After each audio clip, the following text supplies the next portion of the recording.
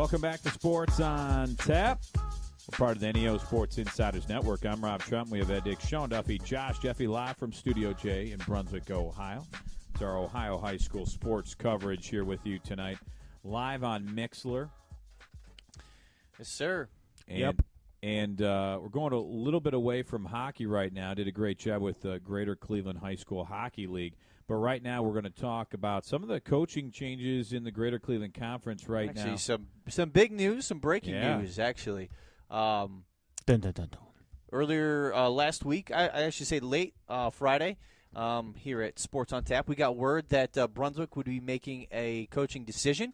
And then our friends at NEO Sports Insiders were one of the first to post it, make it official that our old friend and coach and friend of show, Mark Penzoni, will now be taking over the Brunswick Blue Devils, going back to his roots, so to speak. Coached with Brunswick for a very long time during the 90s and the early 2000s, and then moved on once Luke Beal came in. So that is official. The other bit of breaking news that happened just earlier today, in Medina, Dan Sutherland has stepped down as the coach of the Medina Bees. That was kind of a shocker to all of us as we saw that. Including the players. Yeah, including the players. Don't really know any circumstances to that, just that he has decided to resign. As of right now, we don't know of any potential candidates for the Medina Bees job. It's a good job to have, obviously, Division I in the Greater Cleveland Conference, coming off a very good year where they had a playoff victory. But going back to Brunswick, most people out there, you would say that this decision for Brunswick to hire Mark Penzoni as the head coach is long overdue. Me personally, my opinion on it, and this is just me speaking, was when Nowak did retire, I thought Penzoni would be the logical choice, just to step right in and keep the program moving to the direction that it was already in. But the administrators in Brunswick decided to go in a different direction, brought on Luke Beal, who had some success, good coach, great guy, friend of show status, of course. But after 7 seasons with him, decided to move on. And Mark Penzoni now comes back, this time in the head coaching position. When he left Brunswick, he was pretty much the assistant head coach, offensive coordinator. He was the one on the field with Rich Nowak, the head coach. And now they've somewhat flipped roles, so to speak. Nowak will be coming in on Penzoni's staff that we know of. Yeah, and Mark Penzoni did a great job at Buckeye. He went 33-11 there In 4 years. Yeah, in 4 seasons. So he did a great job with Buckeye, really turning that program around. I think every season you almost expected to see them in the playoffs. They did lose in the first round the last few years, but man, I'll tell you what, with some of the injuries he went through in that program, it seemed like that offense, no matter who was in there, they didn't skip a beat. This year they had a guy, Michael Durgee, take over, and he's actually a running back, converted into a quarterback, and they continued a lot of success there. So Mark Penzoni really did a great job at Buckeye, and wish him nothing but the best of luck at Brunswick, and we'll try to maybe get him on our show to talk to us about coming back to Brunswick. And Luke Beal's a great guy. He did a lot of good things at Brunswick, and we'll miss him. And I'm sure he'll find another job. He's a really good football mind and a great person, so we know he'll find something somewhere. Yeah, he will. I mean, there's no doubt about it. I mean, he got thrown in some really rough situations, especially this year. And being that I had a little bit of a more of an insider look at it than most did, when you're a head coach and you're learning how to do this, and what happened this year, there's nothing in the manual for it. There's nothing in the manual for a national story that just happens to break out at your school. Especially a school that's not used to having that type of attention to it.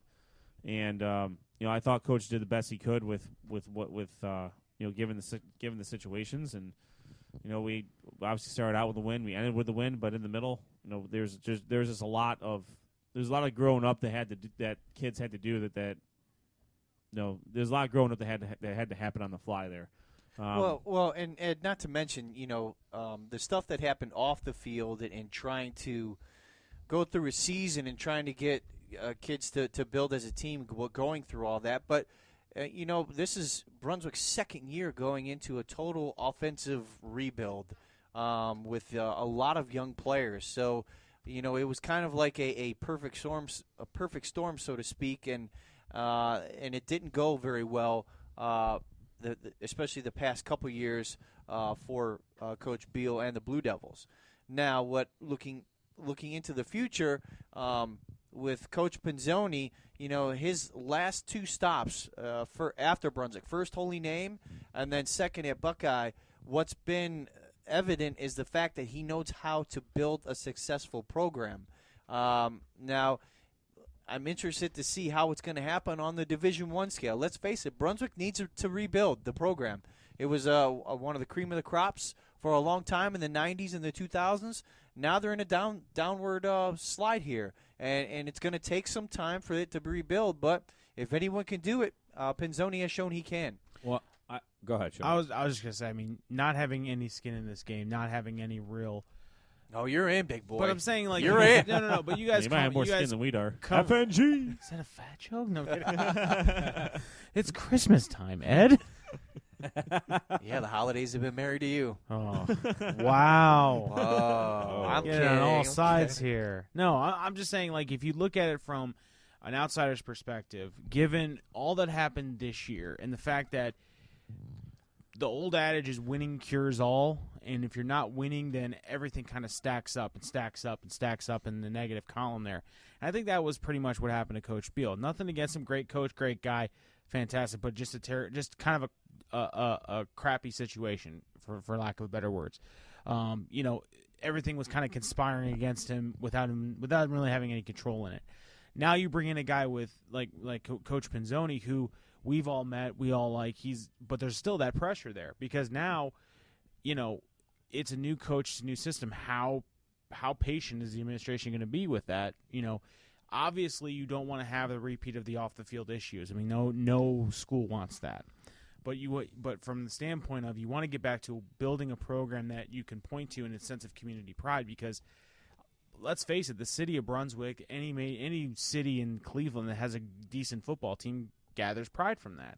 And Coach Pinzoni in Buckeye was the epitome of that. I mean, we were down there, we saw that. That community rallied around his football team, and I think Coach Pinzoni is the guy that can build that type of a program in Brunswick again. And I think he learned it from Coach Nowak, who he's bringing back on, because Coach Nowak, let's be honest, is a very well recognized name in this area, in the community. Who is he? I don't really know him. 152 and 49, and that's what I'm saying. That's his coaching record. That brings in some credibility. Itself, that brings in some credibility, because now it's kind of that return to the roots, return to the winning. And I'm not saying that it's going to cure all, because you still have problems with the fact that you're still a relatively young team. You still need to find an identity on offense. You need to be able to be tougher on defense. Your special teams are outstanding. But you're losing your kicker. So I mean, you know what I'm saying? Like, that's something that has to be replaced. So it's almost like he's coming in with a top down rebuild of the entire program, not just the high school with the varsity level, but the JV, the freshman team, and now the youth program is going to all run coincidentally through him, so that you can build that generation. You could see what happened, and you could get back to what it was in the late 90s, early 2000s, when you guys were, you weren't rebuilding, you were reloading, you were retooling, you were doing, correct me if I'm wrong, 2 years ago you went from a power I basic running offense to a veer or an option offense, right? We were a 5-wide spread offense. So you were spread offense. I think we were more of a running offense when Coach Beal started, because we had Nick Roberts. Okay. And we wanted to run the offense to him, and then when Steven Fitzik took over, and 13 and 14, right, we had a great quarterback, and we had people to throw to. Right, but now but then you had to go to the option offense, because you had to go with what you had, and you didn't have the big big-time offensive lineman that could run block as well. So maybe you had to do the option and the veer and things like that. And Coach Pinzoni ran a similar type of offense, at least when we saw him. But, again, as Rob mentioned, a lot of that had to do with injuries. A lot of that had to do with the fact that your starting running back is now your quarterback, so play to his strengths. For all we know, if that quarterback doesn't get hurt, they could be a much more balanced offense. Probably still the same style, but maybe not quite so run-heavy. But, again, running the ball controls the clock. It controls – and then you dictate the pace. So I'm very interested to see which way Coach Pinzoni goes with this young team. I'm also interested to see how the team responds. I mean, they've had 7 years of the same coach. I mean, that's a culture that's built there. That's tough. So is it going to have to be a complete 180 on the culture, or is it going to have to be a complete whitewash of the culture there? I do have a nephew that does not play football. He's in 10th grade at the high school, but he plays lacrosse. He's got a lot of friends that play high school, and I could tell you from him, from what he says, excitement level for Pinzoni being back and for the football program is high. Mm-hmm. You might see more kids coming out now to play football on the football team that maybe didn't before because of it being brand new and because of the legacy that Pinzoni and the staff had in the past. Because let's face it, a lot of kids now that are, in 8th grade going into school now, their parents played for Nowak. So it's there. I mean, now you're getting back to the legacy again and the tradition that once was. It's not going to be the same. I was going to say, but that's the thing. That's where Pinzoni's got to put his own stamp on it and how he's going to build it. But I think it's going to be successful. I just want to say, I think one thing that will be a little different is, the Pioneer Conference is a lot different than the league you have right now. I mean, this league is top to bottom not easy. I mean, yeah. If we think, Pinzoni, he is a great coach. Coming in here, though, and just creating a miracle immediately and, getting into the playoffs and dominating this league, like you said, I don't think it's going to be something that can happen quick because when Pinzoni was here, obviously when we were here in the Pioneer Conference, it's a lot different. It's a different league right now. I mean, you got the Menors, you got the Solons. There's just so many good teams from top to bottom. It's going to be really interesting to see, how this Brunswick team is going to fit in the mix here. But it's not going to be easy. But obviously, he's a really great coach, and it's going to be fun to watch. Well, and the thing you guys remember too. I mean, Coach Pinzoni's been at Brunswick teaching the entire time. He's not left Brunswick. Yeah, right. Yeah, true. So I mean, he still has familiarity with the players. I imagine to a certain extent, maybe not. The last 7 years he hasn't been a coach at the school, but people know him as Coach Pinzoni. That's true, yeah. So he's a voice in the building. People know who he is. And like you said, Rob, I agree with what you said. I mean, when we played in the Pioneer Conference, the level of competition was not as high as it is now. I mean, I'll say the same thing about our non-conference schedule either. I mean, you guys had Massillon Jackson, who was a pretty good team. I think we had John Marshall. And Sandusky. Yeah, and, which are hit or miss. Well, John Marshall, they were an okay team, and Sandusky, I think, kind of was hit or miss, on certain years, like any other high school. Well, if you think about it, the team, those types of teams that Brunswick built on, they kind of created this situation where no one, like John Marshall, wants to play Brunswick because they know they're not going to win, and it doesn't do any good to take a loss in week right 2 away, of the season. Yeah. So that's kind of the situation that Brunswick finds themselves in now. After the first run of after the run of Nowak in 2009, we didn't get this. We didn't get the luxury of having those types of teams like Lorraine Admiral King or Lorraine Southview. They've now since combined to form Lorraine, and they're pretty good. Yeah. We're playing Austintown Fitch. We're playing Medina Highland. These are good in Brecksville. These are great programs in our non-conference schedule, that then lead into the meat grinder that is the GCC, which is one of the toughest public school conferences in the state, and I'll put that up against any conference in the state right now. Especially with Josh is covering it, and just me having visibility to it for the last couple of years. But we'll see. I'm looking forward. I'm looking forward to seeing where it's going to go. I enjoyed my time coaching with Coach Beal for the last 7 years. There wasn't, it's everything kind of evolved to where it is, and I wish him nothing but the best, and we obviously wish things would have worked out a little bit differently for him, but we'll bring the Pinzoni back. I'm assuming we'll bring the band back together, and we'll see what we can do. Yeah, and I think it's going to be fun to see what happens. One thing that I also want to say is to our friends of show Buckeye, Medina Buckeye. I know you're losing your head coach, and that's a tough thing to do because he was a driving force in that success that school's had. What I also look at is what he's left, the culture he's left at Buckeye. I think we can all speak to that. That was something that he motivated those kids, whether they were on the bench, whether they were in the stars of the team. Every one of those kids, you saw it in their eyes, would go out there and fight for that coach. So I very much want to say to the Buckeye fans and the Buckeye whoever's left there from the staff that Pinzoni's not leaving the cupboard bare in Buckeye. There's a lot of kids out there. There's a lot of talent out there that needs a good coach. So my best wishes to those who ever take on the Buckeye team there, and hopefully we can make whoever that coach is friend of show status. Absolutely. We will still, just because Pinzoni's not the coach anymore, we've already established that we will dedicate ourselves to making sure we keep an eye on Medina Buckeye next year. I don't know if we discussed that in the pre-show meeting, but absolutely, knowledge bombs being dropped. But yeah, I mean that's the one thing that I gathered from my short time with Coach Pinzoni is that anybody who meets him, anyone who talks to him, you're really kind of like, wow, this guy knows what he's talking about. And you could see that in those kids when we saw them when we covered that game. Was those kids would run through a wall for that guy, and that's the culture that he's built there at Buckeye. And I can only imagine he's gonna be very successful in doing the same thing. Like you said, he's already a voice in that building. He's already a voice in the community as far as teaching there. So now he's even more of a focal point, and he may be able. It was tough to say, hey, go out for football when you're not going to get to coach the kid. You know what I'm saying? Like if he's a teacher and he's got a kid in there that maybe should play football or isn't sure, it's tough. I mean, yeah, obviously go out and play for Coach Beal, do that, play for school. But if you're not going to be there, if you're establishing that relationship, it's tough. You know what I mean?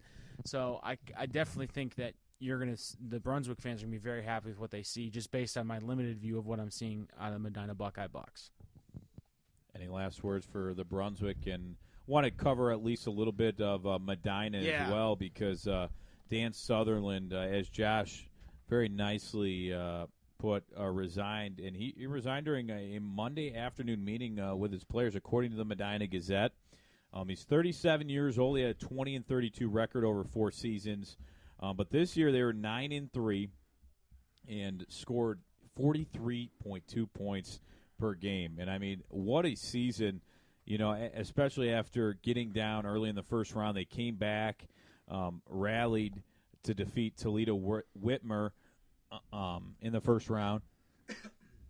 But really, you look, he was the defensive coordinator under Larry Laird, Ray Raddick, and then he went 2-8, 3-7, 2-8, 4-6, and of course this year 9-3. So they continue to get better and better, and he's also a Bees graduate.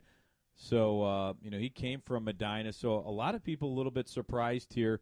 I mean, were you guys surprised that Dan Sutherland, after his good year, they did have a pretty heavy senior class featuring Jimmy Daw that we all know and had a fun time covering. Were you guys a little bit surprised by his resignation early this week?